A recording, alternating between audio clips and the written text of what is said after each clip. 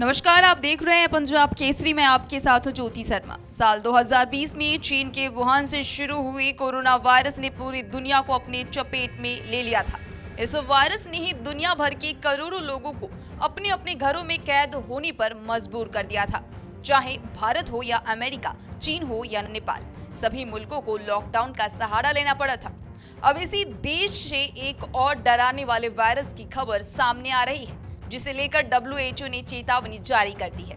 दरअसल चीनी मीडिया के मुताबिक चीन के उत्तर पूर्वी इलाके के स्थित लियाओनिंग प्रांत के बच्चे तेजी से बीमार पड़ रहे हैं। इस बीमारी के दौरान बच्चों के फेफड़े में जलन, तेज बुखार, खांसी और जुकाम जैसे लक्षण दिखाई दे रहे हैं। फिलहाल इसे रहस्यमयी निमोनिया नाम दिया गया है।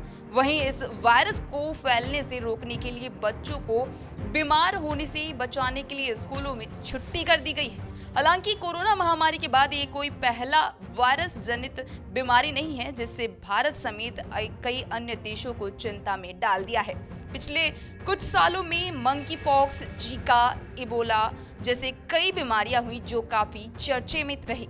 खास बात यह है कि इन सभी वायरस की एशिया, अफ्रीका से ही शुरू हुआ।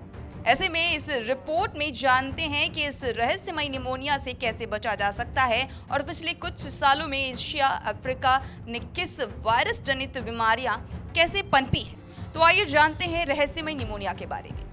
यह वायरस चीन में तेजी से बच्चों को अपना शिकार बना रहे हैं। इस वायरस में संक्रमित होने वाले बच्चों को फेफड़े में दर्द और तेज बुखार जैसी परेशानी झेलनी पड़ती है। फेफड़े में दर्द होने की वजह से मरीज को सांस लेने में तकलीफ होती है। वहीं चीनी मीडिया के अनुसार बीजिंग के लियाओनिंग में फिलहाल पीडियाट्रिक हॉस्पिटल इस संक्रमण से संक्रमित बच्चों से भरा हुआ है। दरअसल निमोनिया के लक्षण की बात करें तो इसमें मरीज के साथ बिना बलगम वाली खांसी, बुखार, ठंड लगना और सांस लेने में दिक्कत होती है। वहीं दूसरी तरफ चीन में फैले इस वायरस, जिसे रहस्यमयी निमोनिया कहा जा रहा है, की बातें को लेकर इससे संक्रमित बच्चे में खांसी के लक्षण नहीं है, लेकिन उन्हें तेज बुखार होता है और फेफड़ों में सूजन भी है। फिलहाल स्वास्थ्य एजेंसी ने चीन से इस बीमारी से जुड़े मामलों और लक्षणों पर कड़ी निगरानी रखने के लिए कहा है।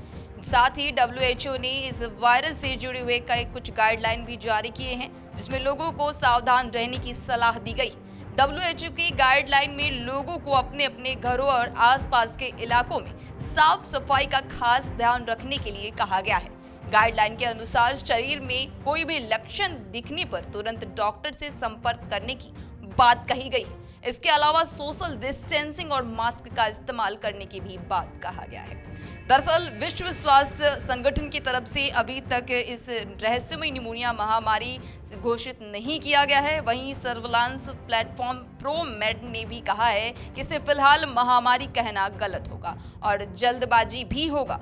विश्व स्वास्थ्य संगठन ने फिलहाल इस बीमारी की जांच के लिए चीन में हाल फिलहाल में फैले सभी तरह के वायरस की लिस्ट मांगी है। वहीं चीन में पिछले महीने H1N2 का पहला मामला सामने आने के बाद इसकी तैयारियों को लेकर DGHS के अध्यक्ष ने एक बैठक आयोजित की थी, जिसकी रिपोर्ट WHO को दी गई थी। वही अब बात करेंगे कि इस क्षेत्र में ज्यादातर वायरस क्यों मिलते हैं। इसका सबसे बड़ा कारण है कि इन महाद्वीपों में जनसंख्या ज्यादा घनत्व होने के कारण यहाँ के लोगों के जानवरों के संपर्क में आने की संभावना बढ़ जाती है। ऐसे में बीमारियों के फैलने की खतरा कहीं ज्यादा बढ़ जाता है।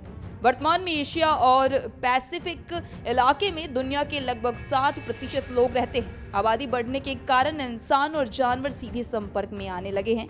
इन जंगली जानवरों में कोई ऐसी खतरनाक वायरस है जिसकी वजह से अब पता लगाना थोड़ा मुश्किल हो गया हुआ है। उदाहरण के तौर पर चमगादड़ को ही ले लीजिए। इस छोटे से जानवर की 100 से ज्यादा किस्में किसी भी समय मिल जाएगी।